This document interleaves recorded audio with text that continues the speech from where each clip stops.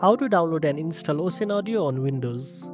First of all, open your preferred web browser and go to the official Ocenaudio website by typing www.ocenaudio.com in the address bar. Once the site loads, you will see a list of available downloads for different operating systems. Click on the Windows version. The download should start automatically. If it doesn't, click here to download.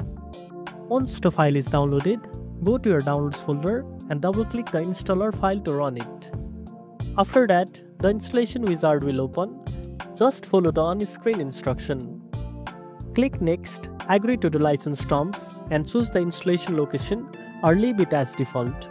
Then, click Install. The process usually takes just a few moments. When the installation is complete, click Finish and Ocenaudio will be ready to use. You can find it in your Start menu or on your desktop if you choose to create a shortcut. Now, you can open the app and use it for editing audio files quickly and efficiently. And that's it. Now you know how to download and install Ocenaudio on Windows. If you found this video helpful, don't forget to like, share and subscribe for more tech tips. Thanks for watching and I'll see you in the next one.